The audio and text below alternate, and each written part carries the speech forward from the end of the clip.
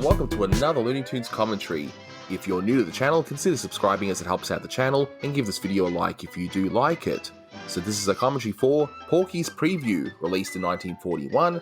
It's the 323rd in the series, and it's directed by Tex Avery. You can find this on the Looney Tunes Golden Collection Volume 5 DVD set, and also on the Porky Pig 101 DVD set. And with me today are my good friends Blue Genocide and Austin Callie. Say hi, guys. Hello. We're going to the movies. Huh? Yep, we're going to see a wonderful show. I just like that how she's just holding up the eggs to her butt like that. Just touches like that will make these Tex Avery cartoons so amazing.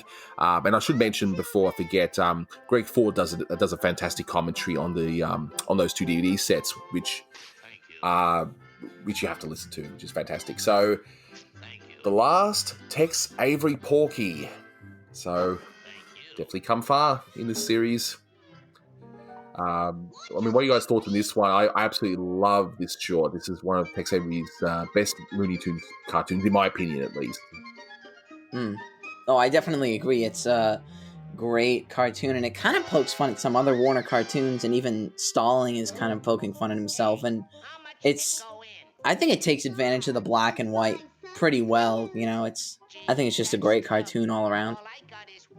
Absolutely. As we see a Bugs Bunny-esque skunk there, and he's even doing the breaking the fourth wall scenes, like, you know, get it? Like, I've only got 1 cent. Get it? I've always loved that stupid gag. And, you know, apparently Porky's a kid again, even though he looks a little older. I don't know, but whatever. You just go with it. And but what makes this cartoon so great, if you guys haven't seen it, watching this commentary, is just the abstract animation. And take a close look at just how well done it is, because you could look at it and go, oh, I could do that. I'll just draw some stick figures and do that. But no, with all these animators with their experience in animation, to make those stick figures look so good, it's harder than what it is, as we see this beautiful kid title screen. I love it. It's great. It's a great touch. Just me there. And isn't that one of the Henry Binder? Looks Henry like a caricature of him. Yeah, I was about to say. I'm sure we're going to see a lot more caricatures here with these stick figures. Absolutely. I mean, look at the walk cycles, for example, and like Porky is a darn good animator, if all things considering. I mean, the forms may be simple, but you know, he's pretty good. He would definitely pass the 2000s Flash animator. Oh yeah, and we've got California, Here We Come, and you can just tell that Starling's having so much fun with the music in this one. It just goes over his head right there. But look at this. Yeah, that's pretty good. Yeah. This is not simple. This angle here. It's a lot harder than what it looks. I mean, if you doubt me, get a whole bunch of paper and animate some stick figures yourself. I think Tex Avery, he reused this gag from an earlier one, didn't he? I'm just trying to remember where it was from. But I know he had Dangerous penguins. Gimmick too, I think. I think there's a gag like that after they finish a round of the fighting. Yeah, but there was also the penguin one with the band leader in there. One that was restored for HBO Max, and they took it off. It's got the Tex Avery's a walrus. Penguin Parade. That's the one. Yeah. Oh And god. Bing Crosby's horse, which is an ongoing gag that's most people watching this table wouldn't get. And as Greg Ford points out, we get some full frontal nudity here.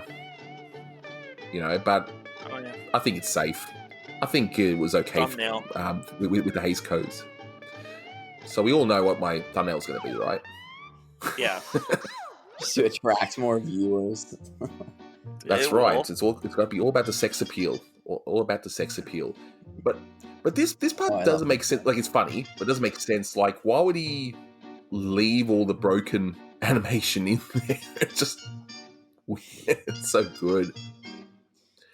But I would even argue, and tell me if you guys agree with me, that great animators, great artists, it's actually probably harder for them to draw badly because they're so focused on making stuff look as good as possible that making something look bad is a lot harder to do. What do you think? Well, I'm not 100% sure about that. I will say that, this is deceptively good animation for what it is. I mean, you're not going to look at this Look and at think that ballet it's... dance. Yeah, this is great stuff. I mean, adding on to what you said, Blue, I mean, I don't know if it's like they couldn't draw badly, but they were definitely used to drawing in one style to the point where, like, this might have been tougher. Virgil Ross, who animated on this one, he always said that he worked for Disney briefly, and it was always tough animating and drawing Donald Duck because he was doing Daffy for decades over at Warner's. By the way, this is a McKimson scene. And it's also a scene that would be frequently cut for television. I don't think I would need to explain why, but it is an play on the Al Jolson sort of, sort of the jazz singer. I think that was like their first sound movie, sort of making fun of that. But yeah, this is why you're not going to see this on HBO Max. Can I ask something? As someone who has no idea. How do you ID animators in a cartoon like this? By the movement. You just don't pay attention to details. And with a guy like McKimson, or Virgil Ross, by the way, who does every scene with Porky in this cartoon, you just look at, the movement. Yep, and we'll get into that in an upcoming series by me and Austin. So thanks very much for listening, guys, and until next time. See you.